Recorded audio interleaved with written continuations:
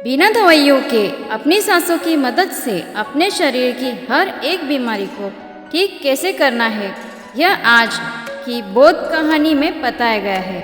तो चलिए दर्शकों, कहानी की शुरुआत करते हैं। महात्मा बुद्ध के सबसे प्रिय शिष्य आनंद ने एक बार बुद्ध से सवाल किया कि हे बुद्ध, आप हमेशा कहते हैं कि सांसों पर ध्यान लगाओ, लेकिन ध्यान तो हम किसी भी चीज़ का कर सकते हैं, जैसे कि अपने चलने पर, भोजन करने पर या फिर कोई काम करने पर सांसों पर ध्यान लगाना क्यों महत्वपूर्ण होता है बुद्ध? इसका जवाब बुद्ध ने बताया कि सांसें हमारे जीवन का आधार होती है। उन्हीं से हमें जीवन मिलता है और उन्हीं से छूट जाने से जीवन खत्म हो जाता है।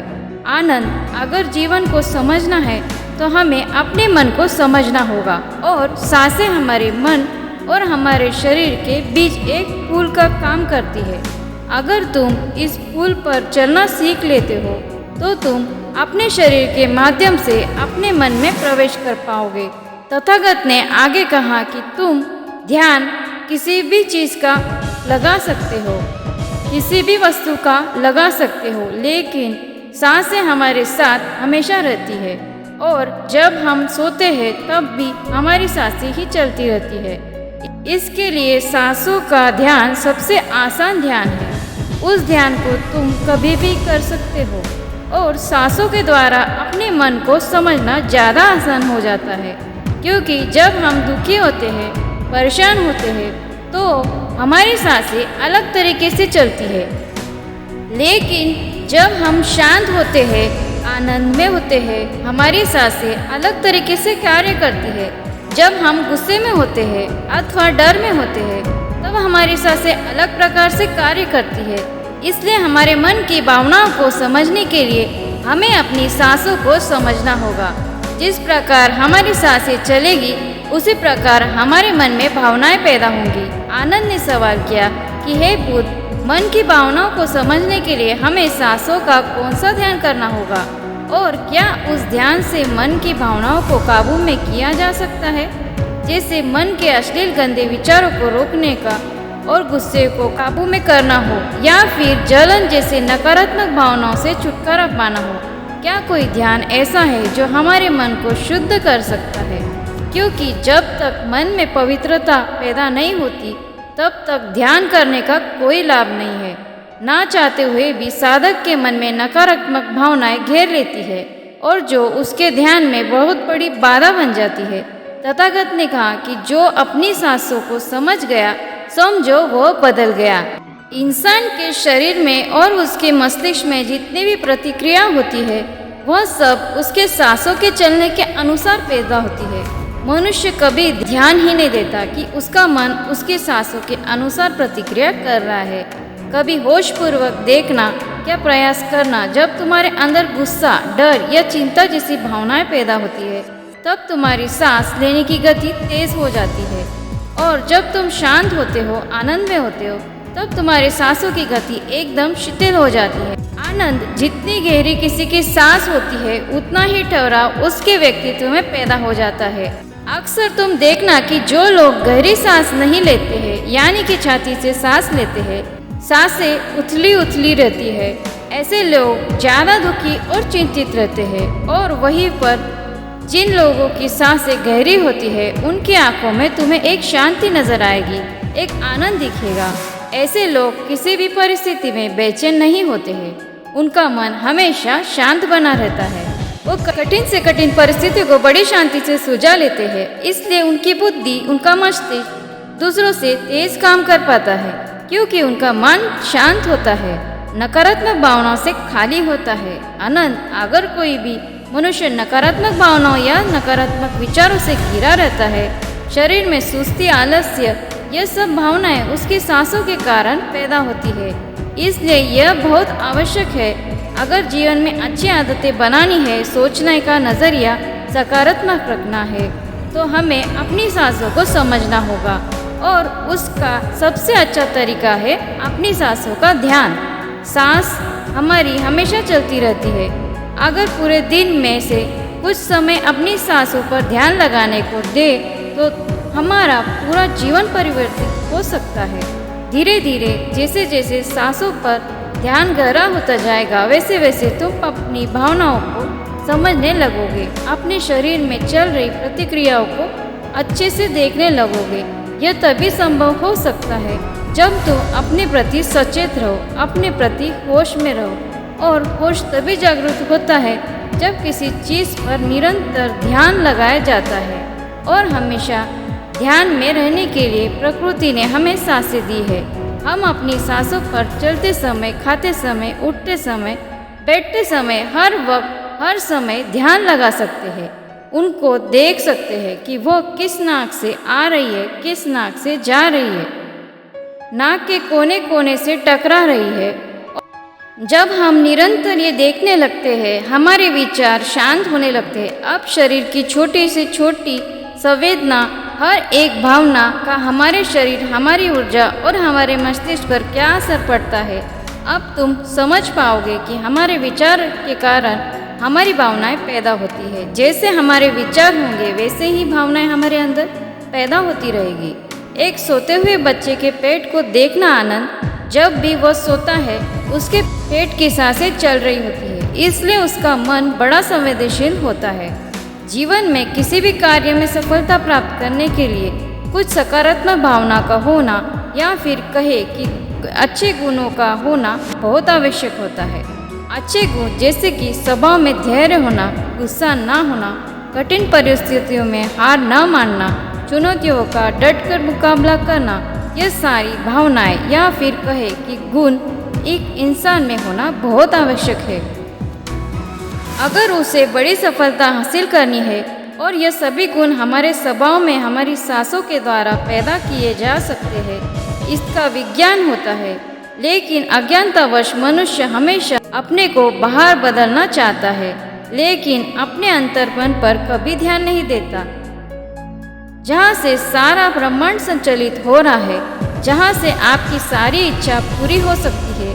आनंद ने सवाल किया कि हे बुद्ध, आपने यह तो बताया कि हमारी भावनाएं हमारी सांसों से संचालित होती है, लेकिन क्या हमारी सांसें हमारे शरीर को भी स्वस्थ रख सकती है? और अगर हाँ, तो उसके लिए कौन सा तरीका या फिर कौन सा ध्यान है तथागत? इसका जवाब देते हुए बताया कि हमारे शरीर के लिए सबसे ज़्यादा आवश्यक हमारा रक्त का ठीक तरीके से चलना है। अगर शरीर में रक्त अच्छे तरीके से चलेगा तो हमारे शरीर में कोई बीमारी पैदा नहीं होगी। लेकिन अगर हमारा रक्त दूषित है, उसमें गंदगी है, तो वो शरीर के अंगों को भी बीमार कर देगा। इसलिए यह सबसे ज़्यादा आवश्यक है कि हमारा रक्त एकदम साफ हो। या रक्त के साफ होने के लिए सबसे ज़्यादा ज़रूरी सांसें होती है। गहरी सांस हमारे रक्त को साफ रखती है। जिस प्रकार हमारे शरीर का खुराक भोजन होता है, उसी प्रकार हमारे रक्त की खुराक सांसें होती है। इसलिए तुम जितनी गहरी सांस लेते हो, तुम पाते हो कि तुम्हारा मस्तिष्क उतना ही शांत, उतना ही शीतल होते जाता है, क्योंकि मस्तिष्क में रक्त का प्रवाह बहुत अच्छी से पहुंच रहा है। और इसलिए मस्तिष्क में दुख, संताप या उदासी जैसे लक्षण कभी पैदा नहीं होते।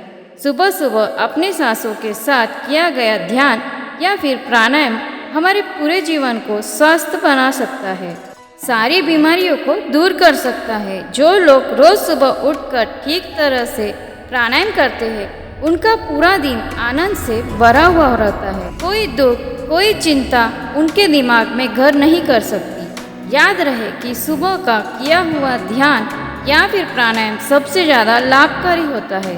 वैसे तो ध्यान तुम किसी भी समय कर सकते हो, क्योंकि हर समय लाभ पहुंचाता है। लेकिन जब बात प्राणायाम की आती है, तो वो प्राणायाम सुबह ही करना चाहिए, जब पेट खाली होता है। ब्रह्म मुहूर्त में किया गया ध्यान आपको ध्यान की गहराई तक लेकर जा सकता है। कुछ ही समय में उसके अच्छे परिणाम देखने को मिलते हैं। ब्रह्म मुहूर्त वह समय होता है जब पूरी प्रकृति जागृत होती है। पक्षी अपने घोंसले छोड़कर भोजन की तलाश में निकल पड़ते हैं। गायों का दूध निकालने का, मंदिर का द्वार खुलने का ऐसे प्रतीत होता है जैसे पूरी प्रकृति का नया सृजन शुरू हुआ है। आनंद, अगर तुम होश में रहकर सुबह के समय की सुंदरता देख पाए, तो तुम ध्यान की गहराई को समझ पाओगे, समाधि की अवस्था तक जा पाओगे। आपका पूरा जीवन अपने आप परिवर्तित हो जाएगा। बुरी आदत या बुरे विचार छोड़ने के लिए मेहनत नहीं करनी पड़ेगी, अपने साथ कोई जबरदस्ती नहीं करनी पड़ेगी। विचार खुद ही फिसल कर चले जाएंगे। बुरी भावनाएं अपने आप मन से गायब होती चली जाएगी। जब तक तुम उन्हें बाहर से बदलने का प्रयास करते रहोगे तब तक सफलता कभी तुम्हारा हाथ नहीं लगेगी। लेकिन अगर अपनी सांसों का सहारा लोगे तो पहले दिन से ही परिवर्तन आना शुरू हो जाएगा। तथागत ने कहा कि मैं यह नहीं कहता कि इसका परिणाम तुम्हें 10 साल बाद मिलेगा। इसका परिणाम तुम्हें तत्क्षण मिल सकता है। तुम कुछ ही समय के लिए अपनी सांसों को शांत करके एक जगह अपनी सांस पर ध्यान दिखाते हो तो तुम्हें ऐसा एहसास होगा कि तुम्हारा मन अपने आप शांत हो गया है। उसमें कोई दुख, कोई विचार, कोई भावना तुम्हें परेशान नहीं कर पा रही है। कठिन परिस्थितियों में खुद पर काबू रखना, खुद पर विश्वास रखना, यह सबसे ज़्यादा आवश्यक है। और यह तभी संभव है जब हमारी बुद्धि सुलझी हुई हो। हम छोटी छोटी बातों के बारे में ज़्यादा सोचने की जगह तुम उसके हल के बारे में विचार करने लगोगे। अभी तुम्हारा ऊर्जा हो सकता है कि गलत जगह पर इस्तेमाल हो रहा हो, लेकिन अगर अपनी ऊर्जा को एक सही दिशा देनी है, उसका इस्तेमाल सही दिशा में करना है, तो तुम्हें सांसों का विज्ञान समझना ही होगा। और यह कहकर बुद्ध हमेशा की तरह अपनी गहरी योग निद्रा में चले गए। दोस्तों, क्या आप जानते हैं कि आपके श्वास ही जीवन की नींव है? आपके साथ क्या अच्छा होने वाला है, क्या बुरा होने वाला है, आपके भविष्य में क्या होगा, आपके जीवन में आपको क्या प्राप्त होना है, लिखा है।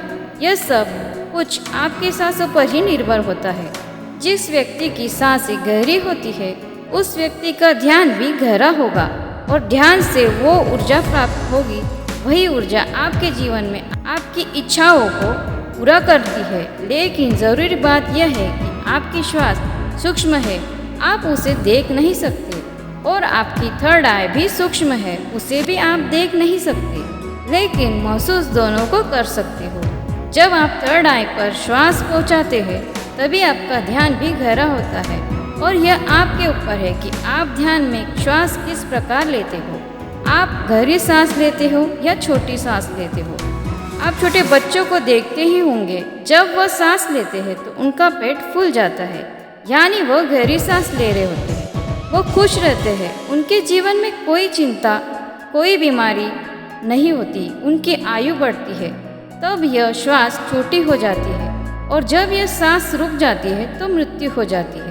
यानी जीवन आपकी सांस के आधार पर ही है। अच्छी ऊर्जा, अच्छी ताकत और निरोगी शरीर, यह सब कुछ नाभि पर ही निर्भर होता है। और यह ऊर्जा नाभि से उठकर अगर आपकी थर्ड आई पर पहुंच जाए तो आपका ध्यान गहरा होने लगता है, यानी जो मांगेंगे 100% आपको मिलेगा। ब्रह्मांड आपको सब कुछ देना शुरू कर देता है। आपको हर एक श्वास आपके जीवन में बदलने की क्षमता रखती है। अगर आपको ये श्वास वाला ध्यान विधि सीखना है तो अगले वीडियो में मैं उसे डालने वाली हूँ, तो ज़रूर देखिए। ऐसे ही वीडियो के लिए मेरे चैनल को लाइक, शेयर, सब्सक्राइब ज़रूर कीजिए।